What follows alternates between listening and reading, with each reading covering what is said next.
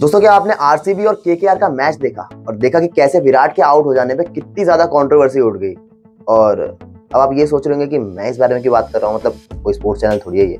बात इसलिए कर रहा हूँ क्योंकि सवाल उठे कई सारे, मगर सवाल उठे टेक्नोलॉजी के ऊपर। अब थोड़ा सा और पीछे चलते हैं और जाते हैं रावण मूवी के टाइम पे। रावण मूवी में आपने देखा होगा स्टार्टिंग में एक सीन था जहाँ पे वो गेमिंग कंपनी जो होती है वो बता रही होती है कि हमारे आसपास कई सारी टेक्नोलॉजी है, कई सारी किरणें हैं, कई सारी तरंगे हैं जो हमें दिखाई नहीं देती, मगर हमारे लिए वो उस वक्त काम कर रही होती है। कुछ ऐसा सा ही माहौल होता है जब हम लोग मैच देख रहे होते हैं, और मैच मतलब कोई सा भी मैच देख रहे होते हैं। कई सारे कैमरास से वहां पे लाइव ब्रॉडकास्टिंग चल रही होती है और दूसरी तरफ फिजिकल स्पोर्ट भी खेला जा रहा होता है, मगर इन सब के बीच में टेक्नोलॉजिकल सपोर्ट भी उतना ही काम कर रहा होता है, उतना ही इंपॉर्टेंट होता है। आज की इस वीडियो में हम बात करेंगे ऐसे मैचेस में टेक्नोलॉजी का कितना ज्यादा इंपॉर्टेंट रोल रहता है और क्या क्या होता है। और मैच से मेरा मतलब है क्रिकेट मैच से, क्योंकि भैया आईपीएल का सीजन चल रहा है और आईपीएल के होते हुए कहीं और ध्यान कैसे ही जाएगा। नमस्कार दोस्तों, स्वागत है हमारे चैनल में। मेरा नाम है हिमांशु, आप देख रहे हैं टेक असीस, और आज की इस वीडियो में हम जा रहे हैं जानने about the tech behind IPL. चलिए फटाफट से लेट्स टेक असिस्ट।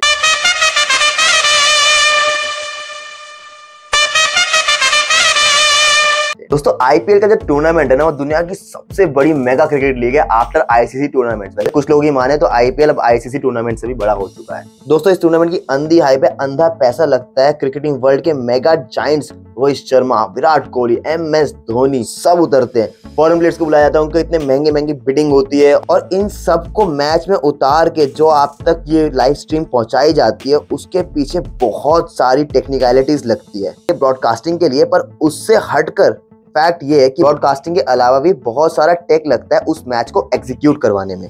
सबसे पहले बात करते हैं प्रैक्टिस सेशंस, क्योंकि सबसे पहली इनिशियल स्टेज ही वही होती है और वहां पर भी टेक्नोलॉजी का भरपूर यूज होता है। हर प्लेयर को निखारने के लिए, छोटी छोटी कमियां पकड़ने के लिए टेक्नोलॉजी का यूज होता है। कैसे, मैं बताता हूँ। जिस पिच पर प्रैक्टिस हो रही होती है उस पर सेंसर्स लगे हुए होते हैं। प्लेयर्स की बॉलिंग हो या बैटिंग हो, सब ट्रैक हो रही होती है। बॉल का टप्पा कहाँ पड़ेगा, क्या इफेक्ट आएगा उसका, बार बार सेम स्पॉट पर अगर बॉल डालोगे तो ये वाला प्लेयर, पर्टिकुलर प्लेयर उस पर कैसे रिस्पॉन्ड करेगा। यहाँ तक कि दोस्तों बैट पर भी सेंसर लगे होते हैं। मतलब आप यूं करके ड्राइव मार रहे हो तो उस पर भी सेंसर लगा हुआ है कि आपने बैट कितना पीछे लिया है, कितना लॉफ्ट किया है, हर चीज आपके कितनी पावर लग रही है उसमें, एंगल्स, स्पीड और बॉल से कांटेक्ट कितना परसेंटेज तक हुआ है वो भी बताता है। वो आप इजीली उस टेक्निक से टैकल कर पा रहे हैं या फिर जान लगा के बस मार रहे हैं शॉट, वो सब बता रहा है, सब कुछ। आपको अगर मैं बताऊं एक फैक्ट कि श्रेयस अय्यर की जो कमर में दिक्कत है वो भी इन्हीं सेंसर्स के चक्कर में ट्रैक हुई थी कि वो किस टाइम पे कैसे खेल रहे हैं और उनको कुछ शॉट्स में, पर्टिकुलर शॉट्स में क्या दिक्कतें आ रही हैं, उस वजह से उनको ये कमर की इंजरी हुई है और उनको उसी के रिलेटेड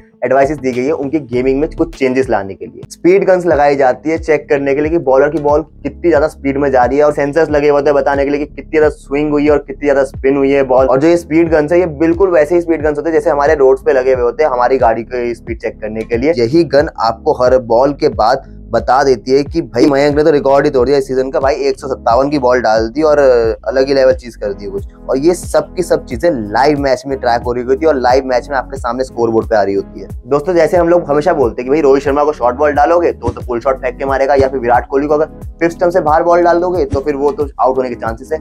इस सब के सब स्टैट्स ट्रैक्ड होते हैं, ये सारी एनालिटिक्स ट्रैक्ड होते हैं, स्टैट्स बिल्कुल अच्छी तरीके से बनाए जाते हैं और तब जाके इनको इंप्लीमेंट किया जाता है मैचेस में। यहाँ कोचेस आंखों देखी से ज्यादा स्टैट्स में बिलीव करते हैं और एनालिटिक्स पे ही चलते हैं। अगर हम एनालिटिक्स की बात माने तो वो ये तक बता देते हैं कि कौन कौन से प्लेयर पे, कौन सी बॉल पर, कौन से पिच पर, कौन से स्टेडियम पे, कौन सी कंट्री में कौन सा प्लेयर एक्चुअल में चलेगा और कौन सा प्लेयर नहीं चलेगा। अभी यही एनालिटिक्स और स्टैट्स हमें बताएंगे कि वर्ल्ड कप स्क्वाड में इंडिया की तरफ से कौन जा रहा है। अब आगे आ जाते हैं हम लोग ग्राउंड के ऊपर। ग्राउंड पे जब आप जाओगे मैच देखने के लिए आपको दो चीजें दिखाई देंगी। पहली, डिस्प्लेस, स्क्रीन्स। दुनिया जहान के डिस्प्ले लगे होते हैं लाइव मैच में दिखाने के लिए। आपका स्कोर कार्ड देखने वाले डिस्प्ले होते हैं, बड़े डिस्प्ले होते हैं, वीआईपी टिकट्स, बड़ी महंगी टिकट्स जो होती है उनमें भी आपको अलग से डिस्प्ले लगे हुए मिल जाते हैं आपको। और हम देखते हैं कभी कभी कैमरा होगा पवेलियन की तरफ जाता तो पवेलियन के अंदर भी डिस्प्ले लगे हुए होते हैं प्लेयर्स को देखने के लिए। चारों तरफ बाउंड्री को रिवॉल्विंग जब हम देखते हैं एडवर्टाइजमेंट्स होते हैं, वो पहले कभी होर्डिंग्स हुआ करते थे, अब वो प्रॉपर डिस्प्लेज होते हैं रफ एंड टफ, जो कि बॉल्स का प्रेशर भी झेल लेते हैं। और सेकंड थिंग होती है उन डिस्प्लेस को कंटेंट देने वाले कैमरास। दोस्तों, टीवी पे तो हमें एक आधा कैमरा दिख जाता है, जैसे हमें स्पाइडर कैम दिख जाता है, या फिर हमें कोई ट्रॉली कैम दिख जाता है, या फिर कभी कभी कैमरामैन दिख जाते हैं हैंडी कैम लेके घूमते हुए। मगर जब आप लोग ग्राउंड पे जाओगे तो आपको पता चलेगा कि कितने सारे कैमरास होते हैं एक्चुअल में जो सब चीजों पे वर्क कर रहे होते हैं, और तब जाके आपको टीवी पे वो सब देखने को मिलता है। सबसे पहले आ रहा था हमारा स्पाइडर कैम, जो कि भाई पूरे ग्राउंड में तारों से बिछा हुआ होता है और कभी बिल्कुल नीचे आता है, कभी बिल्कुल ऊपर चले आता है, हर जगह पे मूवमेंट रख रहा होता है, सब जगह जा सकता है, ट्रैवल करता है। फिर आ जाता है आपका अपना नॉर्मल कैमरा, जो नेक्स्ट लेवल एफएचडी वीडियोस देते हैं आपको, और स्पोर्ट्स के लिए ये डेडिकेटेड कैमरास होते हैं जो कि काफी अच्छा स्लो मोशन भी जनरेट कर पाते हैं और काफी ज्यादा अच्छी क्वालिटी में आपको प्रेजेंट करते हैं ताकि आपको मैच बिल्कुल क्लियर दिखाई दे। फिर आ जाते हैं आपके हैंडी कैम्स, इन्हें लेके लोग अक्सर घूमते होते हैं ग्राउंड में। अक्सर ये जब मैच की इनिंग खत्म होती है, मैच खत्म होता है, आपको लोग दिख जाते हैं कि एक कैमरा दूसरा कैमरा दिख जाता है कि कोई किसी के प्लेयर के पर्टिकुलरली पीछे जा रहा होता है और टीम हडल्स के पास एक ऐसी कोई घूम रहा होता है। एक कैमरा अक्सर भाई के पास खड़ा हुआ होता है जब वो यंगस्टर्स को ज्ञान दे रहे होते हैं मैच के बाद कि भाई ऐसे नहीं ऐसा करना था, वैसे नहीं वैसा करना था। वैसे टेक्नोलॉजी अब इतनी ज्यादा बढ़ चुकी है कि अब हीरो कैम भी इंट्रोड्यूस हो चुका है, जो कि जियो सिनेमा में हम लोगों को देखने को मिलता है कि पर्टिकुलरली आपके एक प्लेयर पे, सिर्फ एक प्लेयर पे वो कैमरा रहेगा पूरे मैच के दौरान, चाहे वो कुछ भी कर रहा हो। कुछ भी से मेरा मतलब था कुछ भी कर रहा हो। फिर आ जाते हैं मॉडर्न आधुनिक कैमरा, जो कि अभी रिसेंट ईयर में इंट्रोड्यूस हुए हैं और पहले नहीं हुआ करते थे। इसमें सबसे पहले आता है एक कैमरा है जो आपने अक्सर देखा होगा ग्राउंड पे, 4 टायर पे घूम रहा है, छोटा सा कैमरा होता है रोबोट जैसा, जैसे वॉली मूवी में वॉली था ऐसे ही वो घूम रहा होता है, बाउंड्री के चक्कर लगा रहा होता है कभी कभी, और कभी कभी ग्राउंड के अंदर भी घूम रहा होता है वो ग्राउंड, काफी अच्छे शॉट्स देता है वो। फिर आ जाते हैं हमारे 360 कैमरा, जो कि ग्राउंड की जो सीलिंग होती है, जो छत होती है, वो वहां पे लगे हुए होते हैं और बिल्कुल अच्छी तरीके से वो रिवॉल्व करके लगे हुए होते हैं। एक एक एंगल पे सेट करा जाता है उनको ताकि वो एक 360 व्यू दे सके। जैसे जब भी कोई प्लेयर 6 मारता है तो वो एक ट्रैकिंग होती है उसकी, वो पूरा शॉट चलता हुआ जाता है, उसके अलग एंगल से चलता हुआ जाता है, वो सब चीजें वहीं से रिकॉर्ड की जाती है। कितनी बार कैचेस जो होती है उनको दिखाने के लिए भी उन एंगल्स को यूज किया जाता है, उन कैमरास को यूज किया जाता है, जो कि बिल्कुल आपको ऐसा लगता है जैसे मैट्रिक्स मूवी में या फिर जैसे मैं हूं ना में शाहरुख खान ने किया था कि वो ऐसे ऐसे कहीं पीछे जाता है और पूरा रिवॉल्व करके आता है, बिल्कुल वैसे शॉट्स निकल के आते हैं। फिर आता है अगला कैमरा, जो कि अभी अभी थोड़े टाइम पहले ही आया है, और वो होता है अंपायर पीओवी कैमरा, जो कि अंपायर्स की टोपी में एक छोटा सा इतना सा कैमरा लगा हुआ होता है। क्योंकि अक्सर लोग कहा करते हैं कि अंबानी जी की टीम में प्लेयर्स नहीं आते, अंबानी जी सीधा अंपायर को खरीद लेते हैं। तो उन्होंने बोला जी हम भी देख लेते कि अंपायर क्या देखते हैं ऐसा। बस फिर बीसीसीआई ने और आईसीसी ने मिलकर अंपायर्स की टोपी में भी एक कैमरा फिट कर दिया कि जो आप देखेंगे वो हम भी देख लेंगे, और अगर जरूरत पड़ी तो पब्लिक को भी दिखा देंगे वहां से व्यू आपका। नेक्स्ट आता है दोस्तों स्टंप कैम। ये बहुत इंटरेस्टिंग चीज है यार, क्योंकि ये जो कैमरा होता है ये बिल्कुल स्टंप्स के पीछे लगा हुआ होता है, और आपको कभी कभी आपने देखा होगा एक व्यू आता है जो नीचे से आ रहा होता है, आपको पूरा बैट्समैन दिखाई दे रहा होता है, सामने का हल्का हल्का व्यू दिखाई दे रहा है और स्टंप्स की भी हल्की हल्की लाइंस दिखाई दे रही होती है, वो स्टंप कैम होता है। और वो जो स्टंप कैम होता है वो वहां पे अकेला नहीं होता, उसके साथ होते हैं वहां पे बहुत सारे उसके दोस्त। इसमें अटैच हो रखा होता है साथ में एक स्टंप माइक, जो कि छोटी सी छोटी साउंड जो स्टंप्स के या फिर पिच के आसपास जो बातें हो रखी होती है उन सबको ट्रैक कर रहा होता है, और वही हमें बताता है कि कैसे ऋषभ पंत ने किसी से मजे लिए। You got a special guest today. Come on, monkey. You got a special guest, huh? Have you heard about temporary captain ever? या रोहित भाई ने मना कर दिया, बड़े प्यार से बोला वो लोगों को कि नहीं नहीं नहीं बच्चों, गार्डन में ऐसे नहीं घूमते।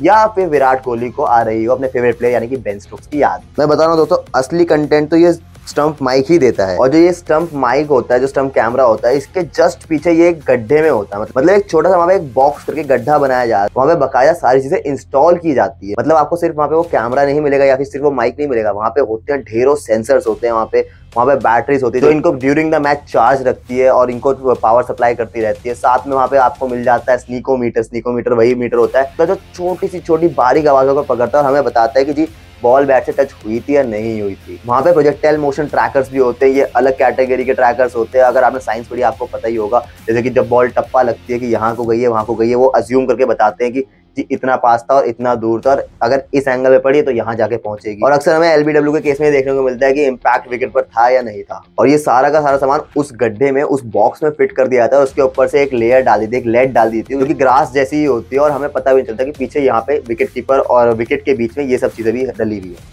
और दोस्तों ये सेंसर सिर्फ वहां पे नहीं लगे होते, ये सेंसर पूरे ग्राउंड में लगे हुए होते हैं, और यही सेंसर हमें अलग अलग चीजों की प्रोजेक्टाइल्स बताते हैं, ताकि जब हम देखते हैं 6 गया या फिर 4 गया है तो उसके साथ एक कभी कभी जो लाइव मैच में आती है कि बॉल को ट्रैक करता हुआ एक मोशन जा रहा है, वो भी उसी प्रोजेक्टाइल ट्रैकर से ही बनाई जाती है। उनको प्रॉपर ये सब चीजें लाइव एक डायरेक्टर बैठा हुआ होता है यार मैच के पीछे, जो कि पूरा सब कुछ गाइड कर रहा होता है कि यहाँ पे ये शॉट लगेगा वो लगेगा, वही बता रहा होता है आपको कि जी ये इस चीज को ऐसे रिप्रेजेंट कराया जाएगा। टेक्निकल टीम होती है जो कि उस प्रोजेक्टाइल मोशन को ग्राफिक्स में कन्वर्ट करके हमें दिखाती है, बहुत टेक्निकलिटीज होती है, और ये सब चीजें हमें लाइव मैच में बताई जाती है 3D मॉडलिंग करके कि जी हाँ 108 मीटर का छक्का कैसे जाता है, ऐसे जाता है। जो दोस्तों हम आजकल शोर मीटर देखते हैं कि जी इतना शोर हो गया, इतना क्राउड ने हंगामा मचा दिया है, वो सब चीजें भी एक सेंसर ही ट्रैक करता है। एक ट्रैकर होता है जिसे हम बोलते हैं साउंड मीटर, जो कि बताता है कि जी माही भाई ने एंट्री किया हमारी, उनका ही पिछली बार का रिकॉर्ड टूट गया शोर मीटर में, और क्विंटन डिकॉक को स्टोरी डालनी पड़ जाती है कि हाँ भाई मेरी घड़ी बता रही है मेरे कान के पर्दे फटने वाले अगर थोड़ी देर तक ये साउंड और चलता रहा। दोस्तों जो शोर मीटर होता है डेसिबल्स में काउंट करता है, जो कि साउंड को ट्रैक करने का वो होता है। और कहते हैं कि एक प्लेन जब उड़ता है, जब टेक ऑफ करता है, बहुत ज्यादा साउंड क्रिएट होता है और उसको अगर जब नापा जाए तो वो 100 डेसिबल का साउंड क्रिएट करता है।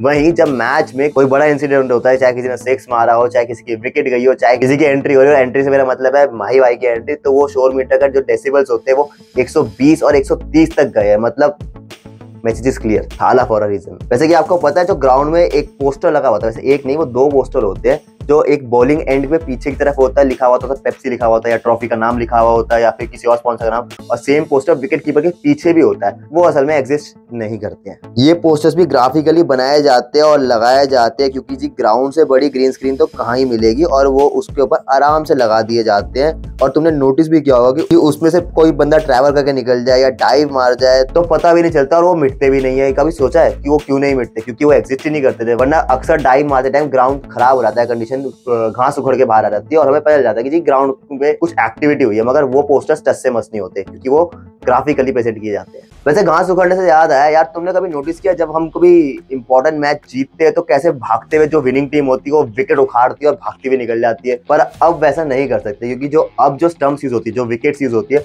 वो पहले वाली नहीं है। असल में बिग बैश लीग जो कोई एक और बहुत बड़ी क्रिकेटिंग लीग है, वहां पे इंट्रोड्यूस की गई थी पहली बार लाइटिंग वाली विकेट्स की। जी अगर बैट्समैन आउट हो रहा है, कहीं से भी बेल छिल रही है, कहीं से भी कुछ भी हो रहा है, तो जी लाल बत्तियां जलने लग जाएंगी। वही इंपोर्ट होके इंडिया आ गई हमारे आईपीएल में भी। और जो अब करंटली इस सीजन में यूज हो रही है विकेट्स, वो तो भाई साहब नेक्स्ट लेवल है क्योंकि वो सिर्फ लाल नहीं होती, वो पूरी आरजीबी लाइट है, एक पूरी ट्यूब लाइट है। वो छक्का पड़ने पे अलग रंग आ रहा है, चौका पड़ने पे अलग रंग आ रहा है। वैसे भी नॉर्मल रहती तो व्हाइट बिल्कुल ट्यूबलाइट जैसी लगने लग जाती है। प्लेयर आउट होता है तब लाल तो वो होती ही होती है। ये स्टंप्स और ये जो बेल्स होती है, ये सब चार्ज होकर आती है और लगाई जाती है ग्राउंड स्टाफ के द्वारा। इसमें अब जैसे प्लेयर पहले विकेट को गाड़ते थे, ठोकते थे, वैसे नहीं किया जाता। इनको प्रॉपर टेक्निकल लोग ही आके संभालते हैं और ये काफी रफ एंड टफ होती है, जो कि बॉल के प्रेशर को झेल जाती है इतना ज्यादा। नहीं तो विकेट्स हमने कितनी बार टूटते हुए देखी है। और अगर इनकी कीमत की मैं बात करूँ ना तो ये अज्यूम करो कितने की होगी यार।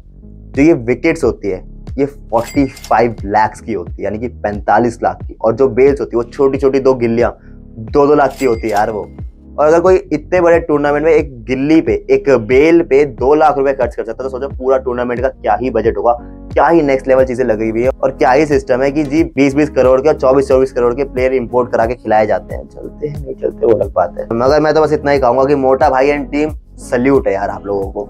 बस दोस्तों आज की इस वीडियो में इतना ही। अगर आपको क्रिकेट के अलावा क्रिकेट में इतनी सारी चीजें होती है, वो चीजें पहली बार पता चली, तो इस वीडियो को यार लाइक जरूर कर देना और मुझे कमेंट करके बताओ कि आपको सबसे अच्छा पार्ट क्या लगा वीडियो में।